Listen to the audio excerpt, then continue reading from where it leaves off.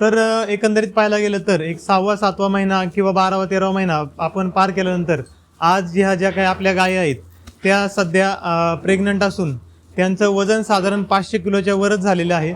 तर मित्रांनो, ह्या ज्या काही गायी आहेत आपल्या त्या साधारण 5व्या 6व्या महिन्याच्या गाभण असून एक तुम्ही चांगल्या प्रकारची त्यांची वाढ झालेली आहे हे पाहू शकता. हे सगळं नियोजन कशामुळे झालेलं आहे तर आपण एक त्यांचं आहार व्यवस्थापन आहे त्यामुळे शक्य झालेलं आहे. शेतकरी मित्रांनो नमस्कार, मी दर्शन आपल्या DK डेअरी फार्म या चॅनलवर आपले स्वागत करतो.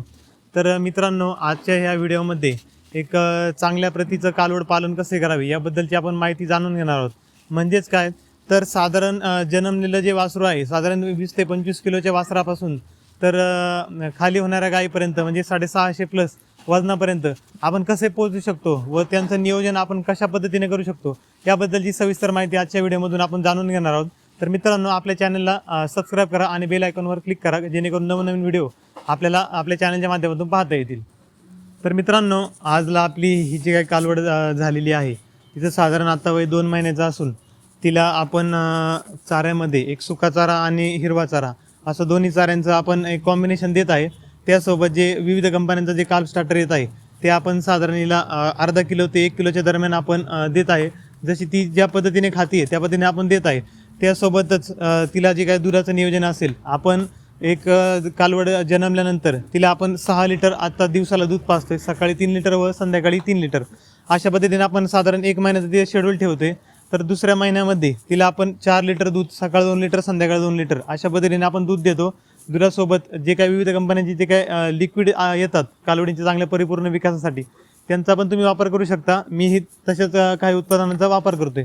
तर मित्रांनो, हे जे काही वापर केल्यानंतर आज तुम्ही कालवड पाहू शकता आपली एक चांगली सुदृढ कालवड तयार झालेली आहे. तर हे चाऱ्याच्या नियोजनासोबत त्या कालवडीचं जंत निर्मूलन करणं जास्त गरजेचं आहे. दर 21 दिवसानंतर कालवडींना जंताचं औषध देणं जास्त गरजेचं आहे. जसं की अल्बिमार असेल, फास्मिन असेल, आयव्हरमेक्टिन असेल अशा पद्धतीची जी काही जंताची औषधे आहेत तुम्ही इंजेक्शनद्वारे व तोंडामधून पण तुम्ही कालवडींना दिली पाहिजे की जेणेकरून त्यांचे जे पोटामधील जे जंत आहेत ते जंतांचं निर्मूलन होईल व कालवडीची वाढ एक चांगली होईल. तर बरेचसे शेतकरी कालवडी पालण्याकडे चांगलं लक्ष देत नाहीत. तर ते असे केल्यामुळे काय होतं की थोडक्यात जंताचं औषध असेल ते वेळेत न दिल्यामुळे कालवड साधारण एक पोट सुटणे, अंगावर केस येणे, पाणी जास्त पिणे, तसेच लाल लघवी करणे, त्यासोबत शेण जे काय असेल ते शेण पातळ देणे व भूक मंदावणे अशा पद्धतीची जी काही कारणे आहेत तर ती आपल्याला लक्षणं दिसून येतात. तर यासाठी आपल्याला जे काही जंत निर्मूलन असेल ते चांगल्या पद्धतीने करणं गरजेचं आहे. दुसरी महत्त्वाची गोष्ट म्हणजे लहान वासरू त्याचं संगोपन करताना आपण त्याला थोडे दिवस 1-2 ते 2.5 महिने मुक्त ठेवण्यापेक्षा आपण त्याला बांधून ठेवणं जास्त गरजेचं आहे की जेणेकरून उड्या मारल्यानंतर त्याचं जे काही शरीर आहे त्या शरीराच्या आतमधले जे काही नाजूक अवयव आहेत त्याला कुठेही विजा होता कामा नये की जेणेकरून आतमध्ये इन्फेक्शन होऊन वासराला काही अडचण येऊ शकते किंवा आतमध्ये काही ब्लिडिंग होऊ शकतं. त्याचप्रमाणे आपण जर वासरांना त्यांना आपण मोकळं सोडलं तर ते साधारण काय करतात, पोटामध्ये जंत तयार झाल्यामुळे ते माती खायला सुरुवात करतात. तर माती खाल्ल्याचे परिणाम काय होतात, त्यांना जुलाब होतात, लाल लगविले येते, पोट सुटते. त्याचप्रमाणे पाणी ही त्यांची पिण्याची क्षमता भरपूर वाढते. असे केल्यामुळे काय होते, एक चांगल्या प्रकारची कालवड तयार होत नाही. तर यासाठी आपण तिला एक आपल्या गोठ्यामध्ये असणारा कोबा आहे त्या कोब्यावर आपण बांधून ठेवणं जास्त गरजेचं आहे. तर त्यासोबतच मित्रांनो, आज आपल्या ह्या ज्या कालवडी आहेत त्या साधारण एक 6 ते 7 महिन्याच्या पूर्ण झालेल्या असून आपण यांना चाऱ्यामध्ये एक 30% सुका चारा व बाकीचा जो काय असेल 70% हिरवा चारा आपण यांना देतो. त्यासोबतच आपण यांना काल्फ ग्रोवर या नावाची आपण कांडी त्यांना दिवसाला 2 किलो देतो. सकाळी 1 किलो, संध्याकाळी 1 किलो. त्या कांडीसोबतच आपण त्यांना मिनरल मिक्सचर देतो व थोडंसं एक 10 ते 15 ग्रॅम मीठ व 10 ते 15 ग्रॅम सोडा असं आपण त्यांना रोजच्या आहारामध्ये देतो. तर मित्रांनो, तुम्ही ह्या कालवडी पाहू शकता यांना कुठल्याही प्रकारचं पोट वगैरे आलेलं नाही आहे. तर हे जे कशामुळे आलेलं नाही त्यांना आपण केलेलं पाण्याचं नियोजन. तर कालवडींना एक साधारण 6 ते 7 महिन्याच्या कालवडींना एक पाणी भरपूर प्रमाणावर पिण्यासाठी लागतं. व ते पाणी आपण जे काही देतो जर आपण जंताचं जर चांगलं निर्मूलन केलं तरच त्यांना आपण जे काही पाणी देतोय ते त्यांना चांगलं अंगी लागू शकतं किंवा त्यांचं पोट वाढणार नाही. तर मित्रांनो, ह्या ज्या कालोडी आहेत आपण त्यांना साधारण आता आयवरमेक्टिनचा डोस व जे काही डोरामेक्टिन आहे यासारखी जंताची इंजेक्शन्स आपण देतोय आणि त्यासोबत ज्या काही फ्लुकारिडच्या टॅबलेट येतात त्या टॅबलेट आपण यांना ते जे वजनाप्रमाणे देतो की जेणेकरून त्यांचं जे काही पोटातील जंत आहेत त्यांचं चांगल्या प्रकारे निर्मूलन होऊन एक चांगल्या कालोडींची वाढ आपल्याला झालेली दिसून येते. तर एकंदरीत पाहायला गेलं तर एक 6वा 7वा महिना किंवा 12वा 13वा महिना आपण पार केल्यानंतर आज ज्या काही आपल्या गायी आहेत त्या सध्या प्रेग्नंट असून त्यांचं वजन साधारण 500 किलोच्या वरच झालेलं आहे.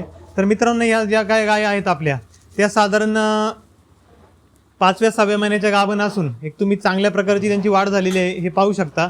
हे सगळं नियोजन कशामुळे झालेलं आहे तर आपण एक त्यांचं आहार व्यवस्थापन आहे त्यामुळे शक्य झालेलं आहे.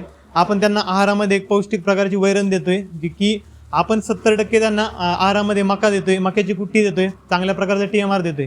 मक्यासोबत आपण 20% नेपेर देतोय. जर आपण नेपेरचा जास्त वापर जर आपल्या गोठ्यामध्ये केला तर साधारण त्यांचं फक्त पोट भरण्याचं काम कालोडींचं होते व त्याचे दुष्परिणाम थोडक्यात काय होतात तर गायींची हाडं दिसण्यास सुरुवात होतात, त्यांची भूक मंदावते आणि जी काय आपल्याला वजनं हवीत ती वजनं मिळत नाही. तर मित्रांनो, जर आपण मकाचा वापर जर चांगला केला तर निश्चितच आपल्याला अशा 500 किलो प्लस वजनाच्या कालोडी नक्कीच भेटतील. तर त्यासोबत जे काय आपल्याला वरचं गोळीपेंडचं नियोजन आहे तर त्यासाठी आपण गायींना ह्या हिप्परला दिवसाला आपण 3 किलो कांडी देतो. त्या कांडीसोबत आपण एक अर्धा ते पाऊण किलो जो काय मक्याचा भरडा आहे आपण त्याचाही वापर करतो. सोबत जे काही चांगल्या कंपन्यांचं जे मिनरल मिक्सर आहे आपण त्याचा वापर करतो. तर मित्रांनो, तुम्ही या सगळ्या गोष्टींचा वापर केला पाहिजे की जेणेकरून आपल्या कालोडी चांगल्या होतील. त्यासोबतच यांना जंत निर्मूलनासाठी आपण डोरामेक्टिन असेल, फ्लुकारिडच्या ज्या काही टॅबलेट असतील त्या चांगल्या कंपन्यांच्या ज्या काही आपण जंताच्या गोळ्या असतील त्या देणं यांना जास्त गरजेचं आहे. जर त्या दिल्या तर गायीच्या जे पोटातील वासराचा विकास आहे त्याला कुठलीही अडथळा तयार होत नाही किंवा जर गायीच्या पोटामध्ये जर जंत नसतील तर गायीचा जो काही विकास आहे तो चांगला होईल. त्यासोबत गायीची जी काही रवंत करण्याची प्रक्रिया असेल, चारा खाण्याची प्रक्रिया असेल व जे काही वासराला पोचण्याची जी चांगली क्षमता असेल ती तिच्यामध्ये नक्कीच येईल.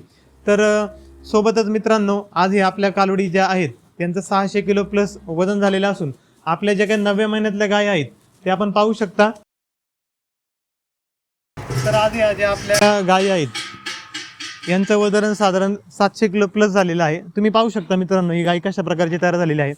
ही गाय आपण वेल्यानंतर ते आत्तापर्यंत डिलेवरी तिचा प्रवास होईपर्यंत आपण एक 25 किलोपासून तर साधारण 700 किलोपर्यंत आपण वजन मिळवलेलं आहे. मित्रांनो, या गायीच्या आहार व्यवस्थापनामध्ये आपण जे काही 9व्या महिन्यामध्ये आहे ते ट्रान्झिशन जे फीड आहे ते आपण हिला साधारण दिवसाला 4 किलो देतोय. त्यासोबतच जे काही शेंगदाणा पेंड असेल किंवा सरकी असेल हे आपण दिवसाला तिला अर्धा किलो देतोय. त्यासोबत जे मिनरल मिक्सर असेल, सोडा असेल, मीठ असेल, आपण या गोष्टींचा वापर हिला केलेला आहे.